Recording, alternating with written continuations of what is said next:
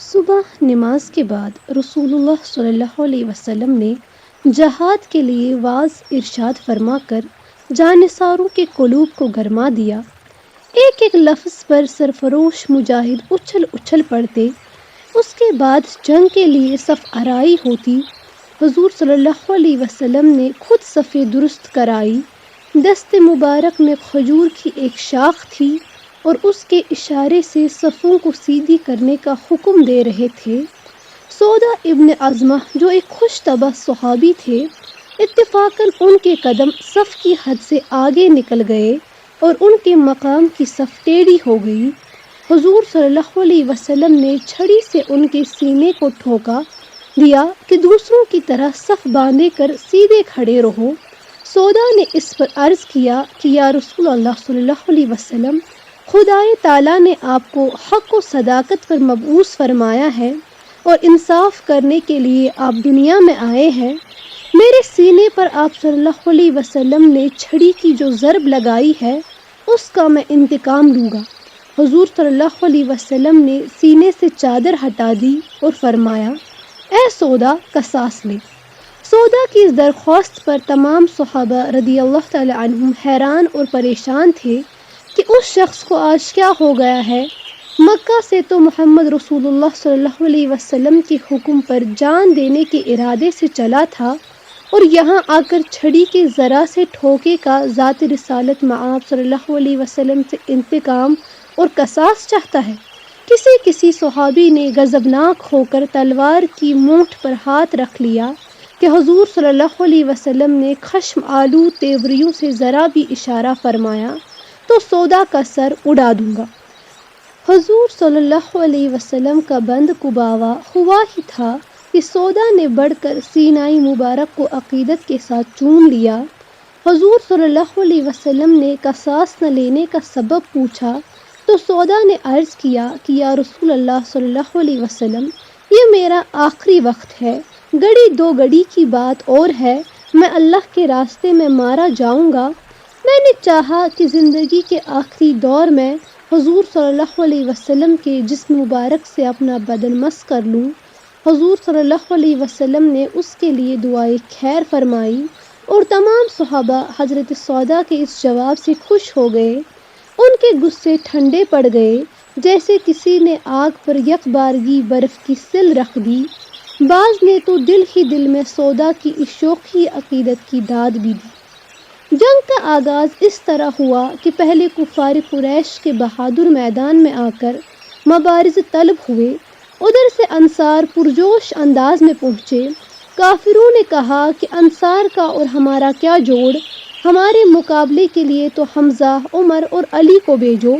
اس پر مہاجرین میں سے چند بہادر میدان کارزار میں آئے، لڑائی شروع ہوئی۔ حضور صلی اللہ علیہ وسلم اللہ کی بارگاہ میں ہاتھ پھیلا پھیلا کر دعا فرمانے لگے، بار الہی، تو نے مجھ سے جو وعدہ کیا ہے اسے آج پورا کر۔ محویت اور استغراق کا یہ عالم تھا کہ دعا مانگنے میں ردائے مبارک دوش مقدس سے نیچے گر گر پڑتی۔ پھر حضور صلی اللہ علیہ وسلم نے سجدہ کیا اور سجدے میں سر رکھ کر بولے، خدایا، یہ چند نفوس اگر مٹ گئے تو پھر قیامت تک تیری پرستش نہ ہوگی۔ یہ دعا حقیقت میں ناز عبدیت تھا۔ اس کے اسرار محمد صلی اللہ علیہ وسلم اور محمد صلی اللہ علیہ وسلم کا خدا ہی جانتے ہیں۔ اللہ کی راہ میں یہ جنگ ہو رہی تھی، اللہ کا رسول دعا مانگ رہا تھا اور اللہ ہی نے اپنے رسول کی زبان سے اس دعا کے الفاظ کہلوائے۔ ہم تو بس اتنا ہی کہہ اور سمجھ سکتے ہیں، اس نازک حقیقت کی شرح خاکی تو کیا کروں بیاں قدس بھی نہیں کر سکتے۔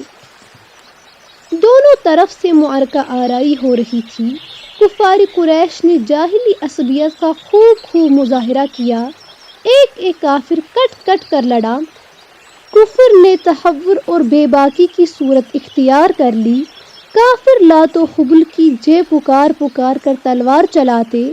ان میں بہت سے تجربہ کار، تیغ زن اور بہادر نوجوان تھے۔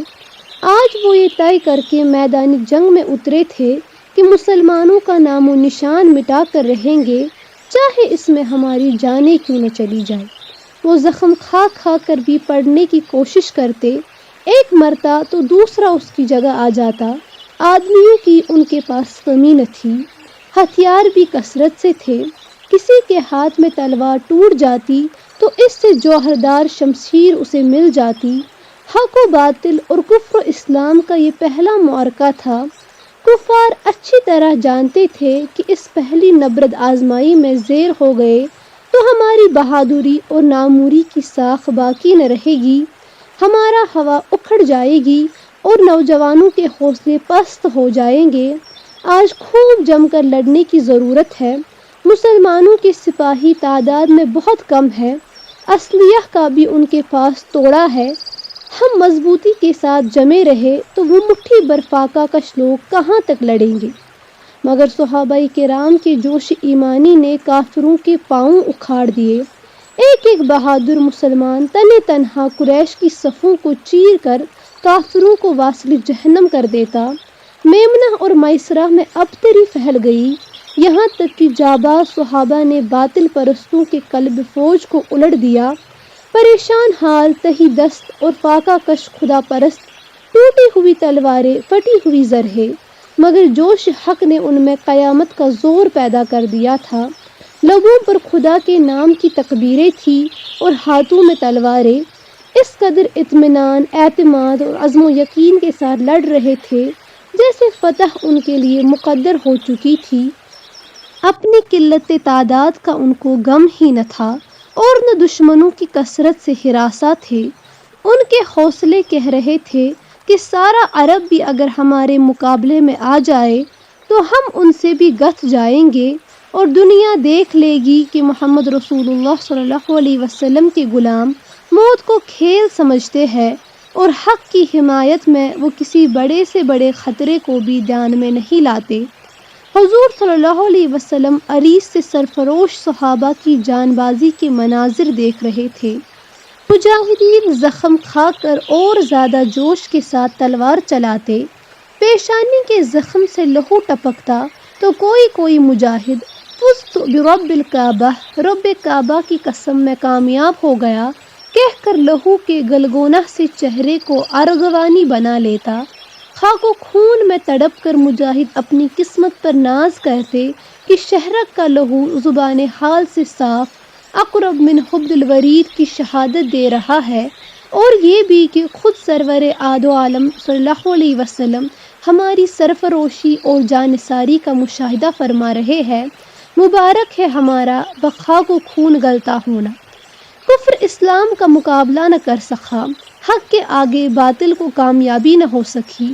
لات و خبل کے پوجنے والے خدا واحد و یکتا کے پرستاروں کے سامنے نہ جم سکے۔ نیکوکاروں کی فتح اور بدکار اور فاسقوں کو شکست ہوئی۔ قریش کا غرور ٹوٹ گیا، نسلی فخر اور آبائی عظمت کے پرچموں کو سرنگوں ہونے پڑا۔ ابو جہل نے ذلت کے ساتھ خاک پر دم توڑ دیا، عتبہ زخموں کی تاب نہ لا کر جہنم کی طرف چل دیا اور شیبہ نے کراہتے ہوئے جان دے دی۔ سرداروں کے قتل نے رہے سہے کافروں کی ہمتیں پست کر دی۔ وہ دیکھ رہے تھے کہ مسلمان ہماری صفیں الٹے دیتے ہیں اور ہمارے بہادر ان شیروں کے آگے لومڑیوں کی طرح بھاگ رہے ہیں۔ اگر ہم نے شکست قبول نہ کی تو ہم میں سے شاید ایک آدمی بھی زندہ نہ بچے گا۔ ان مسلمانوں کا مقابلہ کرنا ہمارے بس کا کام نہیں۔